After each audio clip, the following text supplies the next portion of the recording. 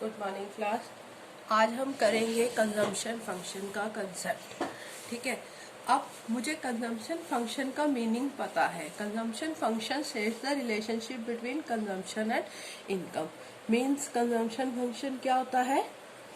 Relationship between consumption and income. Consumption का income के साथ क्या रिलेशन है? इसमें क्या है? C is equal to consumption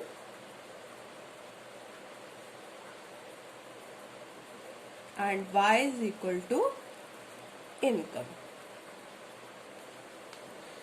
income को हम Y से रिप्रेजेंट कर रहे हैं, कंजम्पशन को हम C से रिप्रेजेंट कर रहे हैं। तो consumption function states the relationship between consumption and income, right. अब इसका अगर मैं स्लोप बनाती हूं तो कंजम्पशन का स्लोप कैसे आएगा? मेरा अपवर्ड स्लोप होगा। कैसा स्लोप होगा? अपवर्ड स्लोप होगा। ठीक है, इस साइड हम लेंगे कंजम्पशन, इस साइड हमारा आएगा इनकम। अब कोई भी हमने अब डायग्राम बनाना है तो हमने उसको ग्राफिकली रिप्रेजेंट करना है।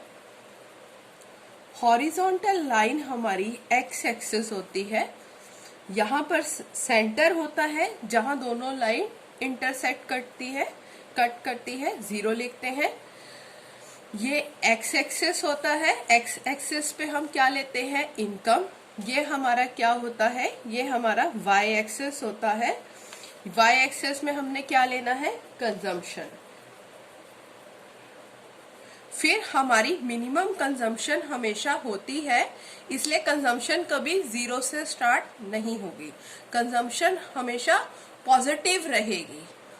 ठीक है जी, ऊपर से ही स्टार्ट होगी, मिनिमम कंजम्पशन होगी हमारी हमेशा। ठीक है, तो ये अगर हमने कंजम्पशन को ग्राफिकली रिप्रेजेंट करना है तो कैसे रिप्रेजेंट करेंगे? हम वाई एक्सेस पे हम कंजम्पशन लेंगे, एक्स एक्सेस पे हम इनकम लेंगे और कंजम्पशन कर्व बनाएंगे। और कंजम्पशन कर्व कैसी होगी? अपवर्ड स्लोपिंग होगी। अपवर्ड स्लोपिंग क्यों होगी? क्योंकि जब हमारी इनकम इंक्रीज कर रही है,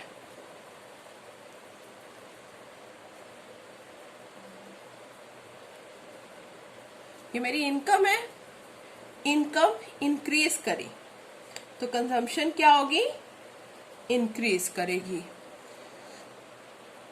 राइट। तो ये क्या हमारी कंजम्पशन कर्व कैसी होगी? Upward sloping. बट ये प्रोपोर्शन जो होता है इंक्रीज करने का, वो प्रोपोर्शन हमारा वेरी कर जाता है। अब मैंने कंजम्पशन को अगर रिप्रेजेंट करना है तो इसको कैसे रिप्रेजेंट करेंगे हम? C is equal to C bar plus B Y. C is equal to consumption, right. C bar क्या होता है हमारा? C bar is equal to minimum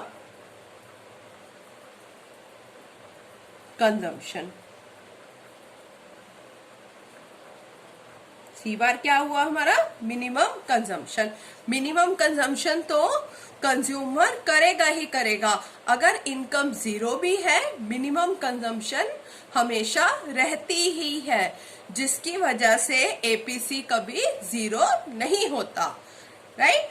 तो हमारा B क्या है इसमें? C is equal to C bar plus B Y. Y मुझे पता है इनकम होता है, हमने यहाँ बताया। इनकम को हम Y से रिप्रेजेंट करते हैं, फुल कंजम्पशन को हम C से रिप्रेजेंट करते हैं, मिनिमम कंजम्पशन को हम C बार से रिप्रेजेंट करते हैं।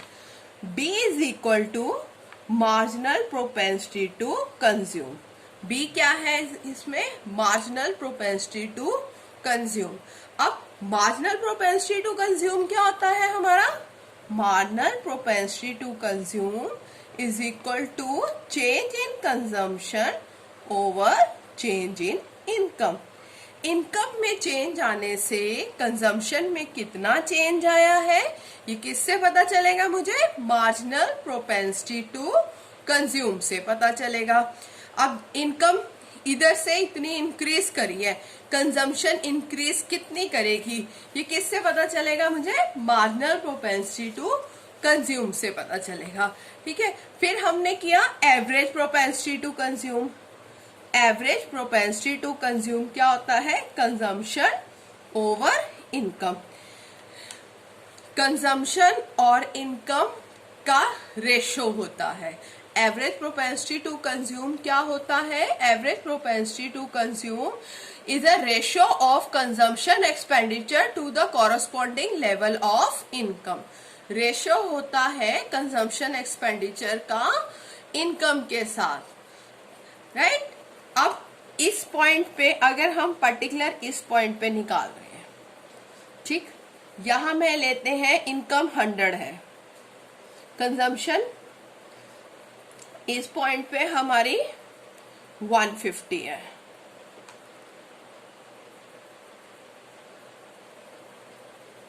यहां 50, 100, 150, यहां 200। अब इनकम इंक्रीज कर गई 100 से 200 पे, ठीक।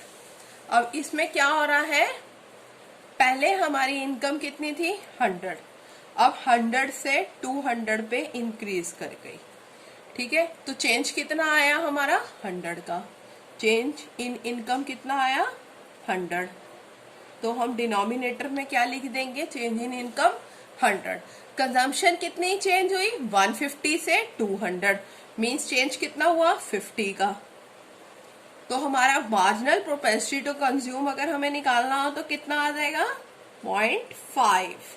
कितना आ जाएगा, 0.5। अगर एवरेज प्रोपेंसिटी टू कंज्यूम निकालना है तो वो कैसे निकलेगा, कंजम्पशन ओवर इनकम। इस लेवल पे एवरेज प्रोपेंसिटी टू कंज्यूम कितना है अगर निकालना हो तो कैसे निकलेगा, कंजम्पशन कितनी है, 150 और इनकम कितनी है, 100। तो एवरेज प्रोपेंसिटी टू कंज्यूम मेरा आ जाएगा 1.5। इस लेवल पे अगर मैंने एपीसी निकालना है, एपीसी इज इक्वल टू 1.5। और अगर इसका चेंज निकालना है, ये जो चेंज कितना हुआ है इस पॉइंट से इस पॉइंट पे कितना गया है, that will depend upon marginal propensity to consume. Marginal propensity to consume कैसे निकालते हैं, change in consumption over change in income. कितना चेंज आया कंजम्पशन में, 150 से 200 पे आया, मीन्स 50 का चेंज आया। इनकम में कितना चेंज आया है हमारा, 100 से 200, 100 का चेंज आया। तो मार्जिनल प्रोपेंसिटी टू कंज्यूम कितना आ गया हमारा, 0.5। ये हमने डायग्राम, मुझे सबसे पहले स्लोप पता होनी चाहिए, अपवर्ड स्लोपिंग होती है कंजम्पशन की, क्योंकि कंजम्पशन का इनकम के साथ पॉजिटिव रिलेशन होता है। इनकम इंक्रीज करती है तो कंजम्पशन इंक्रीज करती है, पर जो उसका प्रोपोर्शन होता है वो प्रोपोर्शन जो है वो वेरी कर जाता है। अब कंजम्पशन कभी जीरो नहीं हो सकती, मिनिमम कंजम्पशन हमेशा होती है, जिस वजह से कंजम्पशन कर्व जो होती है कभी भी जीरो से नहीं स्टार्ट होती है, वो वाई एक्सिस से स्टार्ट होएगी, ठीक है। तो इसको अगर हमने इक्वेशन की फॉर्म में रिप्रेजेंट करना है तो कैसे रिप्रेजेंट करेंगे, C is equal to C bar plus BY। C bar is minimum consumption, B is equal to marginal propensity to consume, Y is equal to income। Means अगर income increase कर रही है तो इनकम में change आ रहा है तो marginal propensity to consume से मुझे पता चलेगा कि कंजम्पशन कितना चेंज हो रहा है, ठीक है। तो उससे हमारी क्या निकल जाएगी, फुल कंजम्पशन। फुल कंजम्पशन में दो पार्ट्स में डिवाइड होती है, first one is minimum consumption and second one जो इनकम में चेंज आने से कंजम्पशन में चेंज आती है उस पे डिपेंड करती है। अब ये चीज हमें इस चीज को अगर हम समझ लें तो हमारे को जो है इक्वेशंस, अगर मुझे न्यूमेरिकल्स भी इसके कई बार एग्जाम में आते हैं, तो न्यूमेरिकल सॉल्व करने में हमें प्रॉब्लम नहीं होगी, फिर हम बहुत इजीली सॉल्व कर सकते हैं न्यूमेरिकल, क्योंकि फॉर्मूला हमारा मार्जिनल प्रोपेंसिटी टू कंज्यूम का क्या है, change in consumption over change in income. अब इसमें हमने याद हमेशा ये रखना है कि कंजम्पशन हमेशा न्यूमिनेटर में होगा और इनकम हमेशा डिनोमिनेटर में होगा, राइट। इसको उल्टा नहीं कर देना है हमने, अगर हमने इसको उल्टा कर दिया तो गलत हो जाएगा क्वेश्चन, आंसर नहीं आएगा फिर उसका। तो अगर एवरेज प्रोपेंसिटी टू कंज्यूम निकालना है, वो रेशियो होती है कंजम्पशन और इनकम का, तो क्या होगा, कंजम्पशन ओवर इनकम, राइट। अगर मार्जिनल प्रोपेंसिटी टू कंज्यूम निकालना है तो change in consumption over change in income, तो ये हमारा क्या निकल जाएगा, मार्जिनल प्रोपेंसिटी टू कंज्यूम निकल जाएगा। फिर अगर हमने इसका एग्रीगेट डिमांड के कंसेप्ट में एग्रीगेट डिमांड का कर्व भी साथ में अगर बनाना है, तो वो कैसे होगा हमारा, एग्रीगेट डिमांड जो होगा हमेशा इसके इसको हम ना नेक्स्ट लेक्चर में करेंगे एग्रीगेट डिमांड के साथ। फर्स्ट ऑफ ऑल हम आज सिर्फ कंजम्पशन फंक्शन समझते हैं। कंजम्पशन फंक्शन क्या आता है, इनकम के साथ कंजम्पशन का कैसा रिलेशन है, वो किससे पता चलता है, कंजम्पशन फंक्शन से। अब कंजम्पशन फंक्शन को हम दो तरह से स्टडी कर सकते हैं, एक आता है मार्जिनल प्रोपेंसिटी टू कंज्यूम, दूसरा आता है average propensity to consume, right.